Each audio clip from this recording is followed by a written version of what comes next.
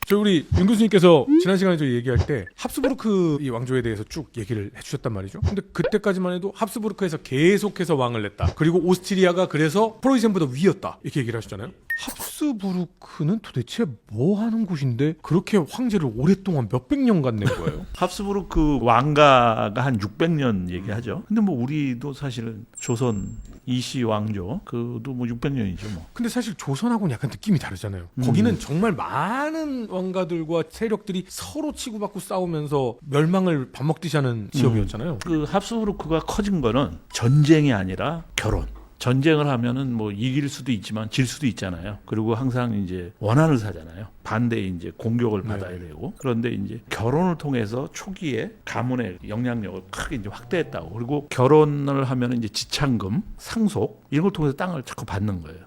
그러면서 이제 점점 넓혀갔다고 보는 거죠. 결혼을 통해서 저쪽 거를 이렇게 흡수하고 저쪽 걸 이렇게 흡수하고 얘네들은 우리도 합스부르크야 라고 하는 세력이 많아지고 예. 결혼을 통해서 그렇게 했다라고 하면 고려 때도 왜 서로 근친을 많이 해서 근친혼, 문제가 예. 많이 생겼잖아요. 합스부르크도 그런 게 있었겠네요. 합스부르크 운터리페라고 독일 말로 이제 운터리페 하면 아랫입술. 예. 유명해요. 이렇게 턱이 나와가지고 나중에 이제 부정교합이 심해져가지고 이렇게 침을 질질 흘리고 그랬다고 그래요. 초상화도 보면 굉장히 독특하게 상당히 이제 그거는 미화시킨 축소해서, 거죠. 축소해서 그렸는데 그래도 이제 완전히 그냥 얼굴을 다르게 그릴 수는 없으니까. 근데 뭐 그보다 훨씬 심했다고 그러죠. 합스부르크가 갈라져요. 16세기에 칼 5세 때 하여간 어마어마한 땅을 챙겨요. 스페인, 네덜란드, 오스트리아 전체 그다음에 남미 쪽 신대륙까지 신대륙까지 다 해서 그래가지고 너무 이제 땅이 커지니까 오스트리아 합스부르크, 에스파냐 합스부르크로 이렇게 나눠요. 근데 에스파냐 합스부르크가 그 당시에 돈이 더 많았죠. 신대륙에서 막 돈을 갈퀴로 긁어 모았으니까요. 그래가지고 오스트리아 합스부르크한테 돈을 많이 줬어요. 오스트리아는 이제 유럽에서 에스파냐를 서포트하는 거 그런 걸 하죠. 근데 이제 문제는 에스파냐 합스부르크가가 근친혼으로 인한 유전병이 이제 심화가 돼요. 1700년에 결국 이제 손이 끊어지죠.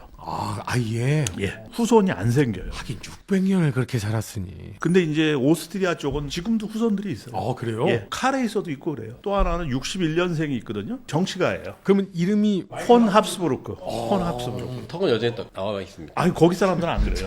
거기 사람들은 안 그러고. 야 이렇게까지 오랜 시간 가문을 이어올 수 있을까라는 생각이 좀 드는데 저는 예전에 그런 얘기도 들은 적이 있거든요. 미국에서도 사실 성 딱 들으면 쟤네 명문가다 이렇게 알 수 있다라고 하는데 이런 명문세가들이 다른 나라에도 많이 있죠. 영국은 엄청 많죠. 영국은 성 보면 이 사람 귀족인지 아닌지 다 성으로 다 결정납니다. 잘 못 들어본 성이 있으면 이 사람 귀족일 가능성이 높아요. 그러니까 뭐 브라운, 뭐 화이트 이런 거는 진짜 그냥 일반 보통 사람들이고 진짜 못 들어본 약간 뭐 독일어 느낌 나는 성 이런 것들 있으면은 귀족 갚는 경우 많죠. 그런데 지금 사실은 세계에서 가장 돈 많은 가문이 하나 있지 않습니까? 로스차일드. 로스차일드요? 예. 영어 발음은 로스차일드는 사실 로트실트라고 그래야 되는데 빨간 방패. 그게 이제 1700년대 그 마이아 암쉘 로스차일드 거기서 시작하는데 이 사람이 이제 금융업으로 아들들을 다 성공시키잖아요. 난긴 유언이 있습니다. 딸들한테 상속권을 안 줬어요. 왜요? 무조건 집안끼리 결혼해요. 그래서 여긴 종내혼, 엔도가미를 했어요. 그래서 지금은 다 지켜지진 않는데 통계적으로 한 71%가 종내혼이에요. 가족 간에. 예. 그런데 놀랍게도 제가 다큐멘터리를 봤는데 보통 근친혼을 하면은 유전병이 굉장히 많잖아요. 묘하게도 로스차일드는 그런 병이 없답니다. 예를 들어 뭐 8촌 이상이 되는 종 서로 이종사촌끼리만 굉장히 좀 가깝게. 근데도요? 예. 그래서 딸들은 그러니까 상속을 받으려면 무조건 그 집안 사람하고 결혼해야 되는 거예요. 근데 이게 사실 계속해서 근친혼이 이어지면은 사실 유전병이 나타날 수밖에 이집트도 없고요. 심했죠. 대표적인 사례가 투탕카멘이에요. 사실 투탕카멘이 속해져 있는 이집트 신왕국 18왕조 시대 때의 그 왕실 내에서 대체로 이제 막 이복 남매들끼리 결혼하고 이런 사례들이 있었는데 투탕카멘은 유전병이 많아요. 그 시신이 남겨져 있으니까 이제 법의학적으로 조사를 해보면 구순구 계열, 그다음에 다리도 막 꺾여 있고 장애도 있고. 근데 이게 아마도 근친혼 축적돼서 게다가 투탕카멘은 어머니와 아버지가 친남매예요. 유전병이 발현되기 제일 좋은 조건이 있었죠. 근데 이집트 얘기를 들어보면 벌써 막 5, 6천 년 전 막 이제 이상 전이잖아요. 지금도 그 가문이 있어요? 없죠. 없어요?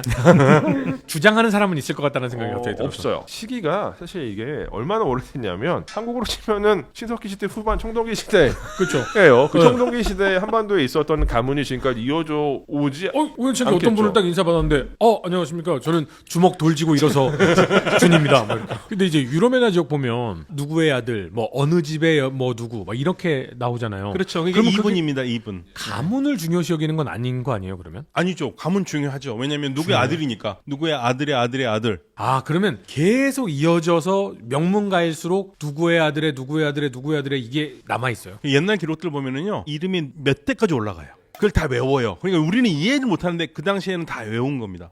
그쪽 지역의 사람들 중에 엄청난 명문가 사람 두 사람이 악수를 하고서 인사를 하면은 인사만 한 10분 하겠네요. 누구의 아들의 누구의 아들의 누구의 아들. 그 제가 이제 그 이슬람권 문화 석사를 할 때 그 전승을 읽어야 되잖아요. 근데 이게 아랍어로 몇 페이지 돼요. 그러면 사람 이름만 쫙 이 하나가 너무 길어요. 본문 얼마 안 되고 앞에는 전승자 이름만 돼 있는데 이름이 기니까. 네. 근데 이름들을 예전에는 그렇게 썼어요. 누구의 아들, 누구의 아들, 누구의 아들, 누구의 아들 이런 식으로. 지금은 이제 뭐 예전에 유명한 가문들이 지금까지 뭐 있고 그런 거는 별로 없는데 과거에 보면은 이 바르막이라는 가문이 굉장히 유명했습니다. 원래 이제 아프가니스탄에서 불교도였다가 아바스 제국 때 이슬람으로 개종을 하고 아바스 제국에서 재상으로 대대로 이끌어갔던 가문이 있는데 거기도 이제 황제한테 잘못 보여서 다 끝났죠.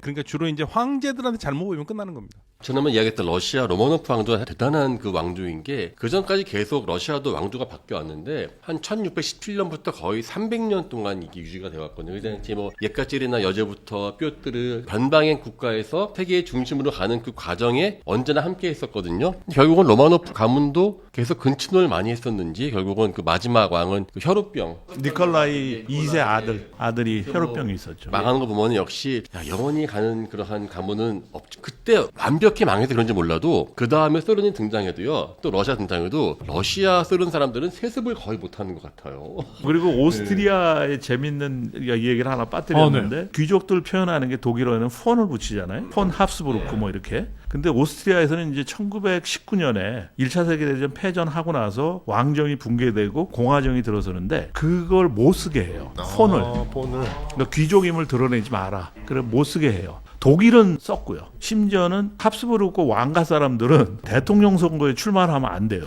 왜요? 다시 왕정이 부활할 수 있다 그래가지고.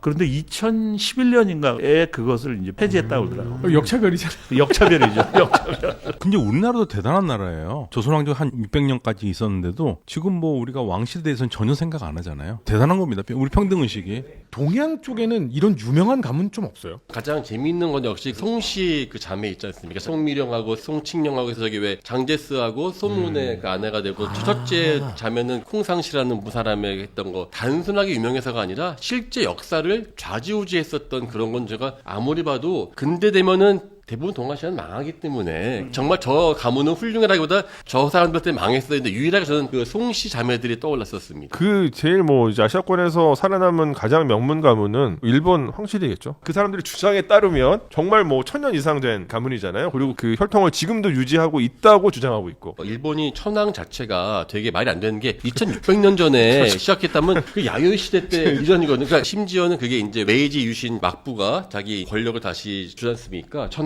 천황이 그때 뭘 만드냐? 진무천황이라고 그러죠. 일대 천황. 천황을 만들어요. 진무천황이 어디 있을 실체도 없는데 오사카 그 일대에서 이제 자기들이 몇 개 릉에서 골라요. 이거 이제부터 진무천황 릉이다. 그걸 전체 성역화 시켜요. 쉽게 말하면은 천황이 그전까지는 거의 이제 이름만 있었던 사람인데 근데 18세기 중후반 이후부터 급격하게 이게 만들어져서 사실 고고학하면 일본도 되게 유명하긴 하는데 절대 건드리면 안 되는 게 그거예요. 천황에 대한 고고학. 아예 능 보존하는 기가 만들어서 손 못 대게 해서 이거는 누구 능 해서 저 지난주 갔다 왔거든요. 먼 발치에서 가보지를 맞아요. 못해요. 네. 그거를 발굴하면 정말 많은 게 밝혀질 거예요. 그렇죠. 근데 발굴 못하게 하니까. 진무천황릉이 거기 왜 닿냐면은 그때 그 국내청 사무소가 생겨가지고 이제 천황을 신격화해야 되니까 원래 능 후보진 딴 데였거든요. 거기 문제는 진무천황릉 하자고 했던데 그 근처가 부라쿠민들, 천민들이 앞에 살고 있는 거예요. 이거 이러면 이거 벽 떨어져서 옮겼잖아요. 그게 현재 카시아라 교영소인데 그 모든 것이 다 알지만은 절대 언급하면 안 되는 정도로 천황은 아주 신성시 되었으니까 성공했습니다. 그런 신성시 되는 거는 사실은 뭐 많은 문명권에서도 다 있는 일인데 독일이라든가 합스부르크라든가 죽음에 대해서 이집트는 피라미드를 짓고 시신을 방부 처리를 하잖아요. 그 지역은 장례 문화가 좀 달라요. 합스부르크 장례 문화가 독특하다는 거 좀 알려져 있죠. 심장, 내장, 몸 이걸 따로 약간 이집트 같네요. 근데 진짜 이집트랑 비슷한 게 말씀하신 것처럼 심장하고 내장이랑 시신을 따로 매장하잖아요. 그러니까 이집트 같은 경우도 그 시신 속에서 내장을 제거해서 따로 보관을 해요. 근데 원래 초창기에는 특히 이제 왕묘급 정도는 된 무덤들을 보면은 무덤이 이중으로 돼 있어요. 이게 그러니까 실제로 시신을 매장하는 공간이 있고 앞쪽에 내장만 따로 매장하는 또 다른 무덤이 있는 거예요. 근데 그게 합스부르크에서 비슷하게 나타납니다. 오스트리아는 수도원에 한 군데다 두고요. 또 교회 묘 두 군데에다가 아예 그 공간이 달라요.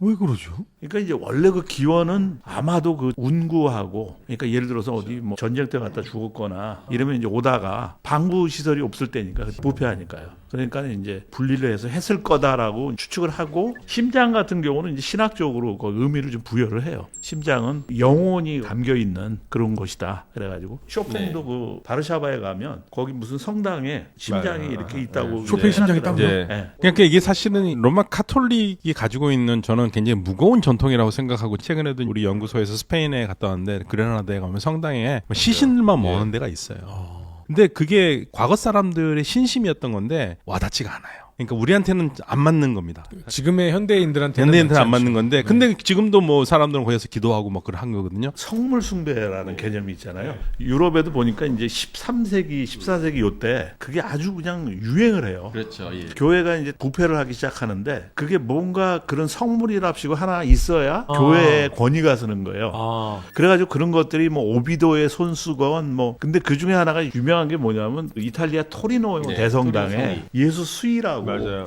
있는데 예수의 시신을 쌌던 천이라고, 그래가지고 이제 과학계에서 탄소연대 측정법이라는 게 있다. 그거 좀 실험해 보면 안 되겠냐. 그랬더니 한번 해보라 그래갖고 이제 이만큼 잘라가지고 스위스, 영국, 미국으로 물리학 연구소에다 보내가지고 했어요. 그랬더니 한 3, 40년 오차가 있는데 13세기, 14세기 요때. 그때가 성물 숭배가 한참 유행할 때거든요. 그때 아마가 이제 수학이 된 거예요. 그래서 과학적으로도 입증이 됐고 역사학적으로도 이게 딱 맞아떨어지는.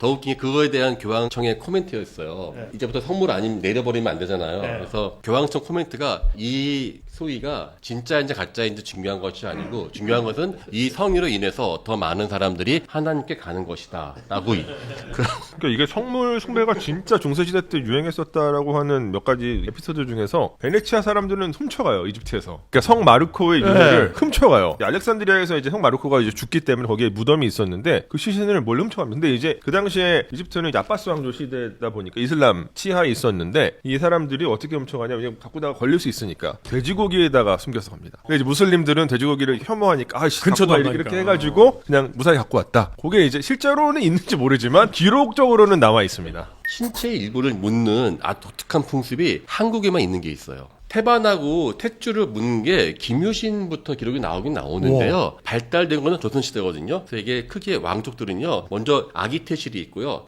아기 태어나자마자 그 탯줄을 버리거나 하는 것이 아니라 항아리에 담아가지고 좋은 씨와 날을 받아서 그때에 딱 항아리에 묻어요. 근데 왕족들이 많지 않습니까? 그 중에 한 분이 왕이 돼요. 그럼 그 사람의 태실은 따로 만들어서 그거를 가봉태실이라고 하거든요. 그래서 그 사람이 이제 왕이 됐으니까는 따로 관리를 해서 사방으로 거의 300m인가 농사를 못 짓게 해서 아예 별도의 공간을 만들어서 관리를 해서 조선시대의 왕들 전부 다 있고요. 그 밖에 사도세자하고 효명세자의 태실까지 있어요. 심지어 태종은 자기 태실이 함흥에 있었거든요. 함흥에 있다가 다시 그거를 경상도로 옮겨요. 자기 태실이 있는 곳을 승격시켜서 그게 성주, 경상북도 성주목이 되거든요. 근데 이게 그래서 왜 묻냐면은 사람의 시신을 땅에 묻으면 그게 발복을 시킨다라고 믿는 파묘의 어떤 테마 아닙니까? 또 한국 사람들 독특하게 우리말은 나이 있지 않습니까? 우리는 어머님한테서 잉태가 됐을 때부터 나이를 세잖아요. 따라서 태출과 태반은 이 사람의 일부가 되는 거예요. 그렇게 해서 이게 아마 독특한 문화가 되지 않았나 싶어요. 이제는 탯줄을 아예 병원에서 예, 보관을 해요. 예. 냉동 보관을 해서 나중에 쓸 수 있게. 나중에라도 혹시 아이가 유전적으로 뭔가 뭐 병이 생기거나 할 때 이걸 이용해서 고칠 수 있게끔 보관하는, 그래서 100년간 막